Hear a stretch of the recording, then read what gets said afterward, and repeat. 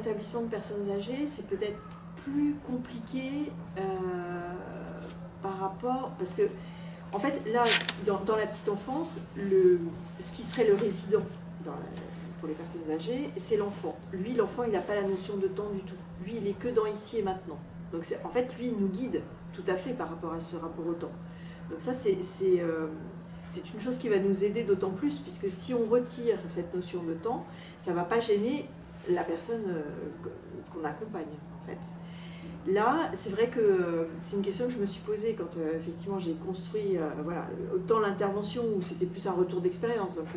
Mais comment le décliner par rapport à des personnes âgées? Je pense que ce serait plus sur des temps. Par exemple, on les met en activité ou on décide de faire quelque chose avec elles, de se dire ben, je lâche le temps. En fait, je prends 3-4 personnes avec moi, j'ai pas de montre, j'ai rien, ben, on finit quand on finit en fait. Je pense que ce serait plus sur des petits temps, pour le coup, plus que sur des journées complètes, parce qu'il y a quand même beaucoup... Alors, tout dépend, l'établissement aussi, tout dépend la capacité d'autonomie aussi de la personne âgée. Si elles sont très autonomes, à la limite, on peut. Sur des personnes plus dépendantes, c'est plus compliqué. Parce qu'on sait qu'elles, par contre, le temps... voilà, la belle image du sablier hein, est très intéressante et effectivement, autant sur des personnes très autonomes, elles peuvent lâcher elles-mêmes le temps et dans ces cas-là, ça peut être intéressant d'avoir ce regard croisé sur cette notion de temps. Autant sur les personnes dépendantes, je pense que c'est trop compliqué parce que là, pour le coup, on est sur du soin qui va plus ou moins se médicaliser, donc là, c'est très compliqué. Mais dans la prise en charge même, parce que même à l'hôpital, on pourrait l'imaginer, quand je rentre dans une chambre, par exemple, je suis ici et maintenant à ce que je fais, dans ce moment présent, puisque, bon, effectivement, oui, le temps, il ne fait que passer, mais dans ce moment présent, je suis vraiment... et je pense que ça, on peut pas l'outiller. C'est vraiment, ça vient de nous, c'est ce qu'on ressent dans ici et maintenant. Et quand on est vraiment disponible dans ce qu'on fait, c'est extrêmement enrichissant en fait.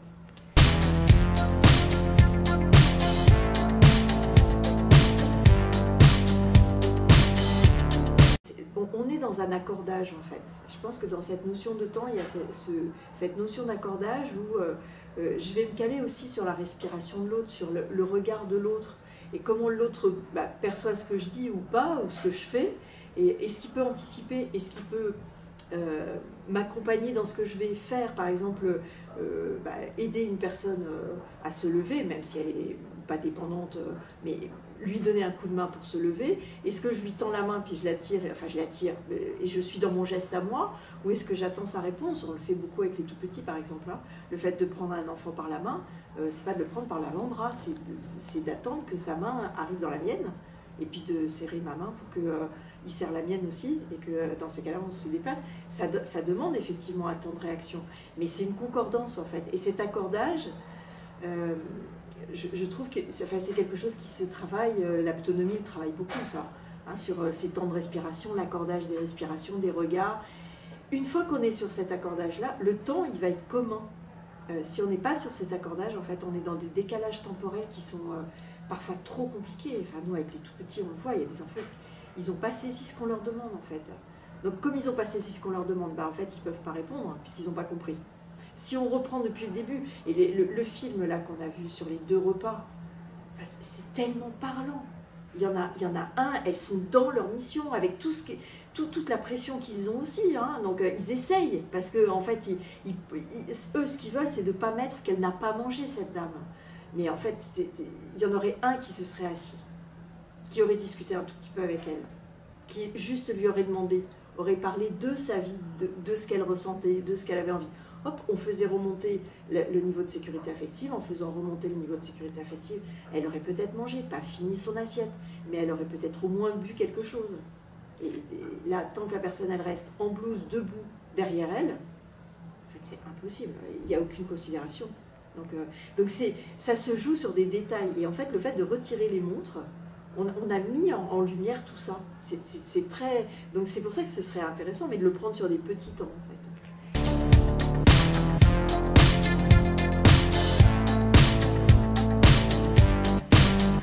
Quand on arrive à lâcher cette pression du temps, parce qu'elle nous grignote, hein, en fait, elle nous grignote, tout est timé.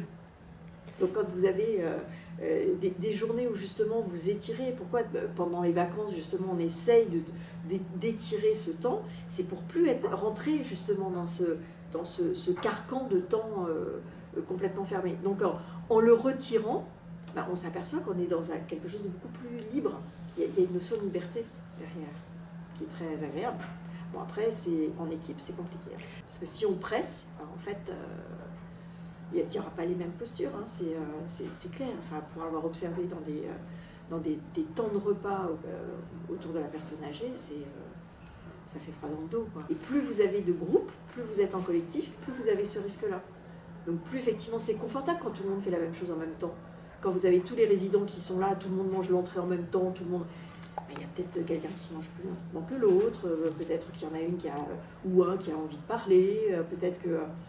Et en fait, l'individualité, et quand vous reprenez les projets, pourtant, il y a beaucoup le mot individuel, il clignote quand même. Hein. Donc c'est comment on le fait résonner. Et je pense qu'en jouant sur ces outils-là, on arrive à aller dans ces coins-là, dans ces coins un peu repliés, de se dire, bah oui, enfin, c'est écrit dans le projet. Ça permet aussi de les réinterroger, de leur redonner du sens dans les principes de réalité dans lesquels on se trouve. Je ne dis pas que ce soit facile, hein, mais je pense qu'il y a plein de choses qui peuvent être possibles en fait.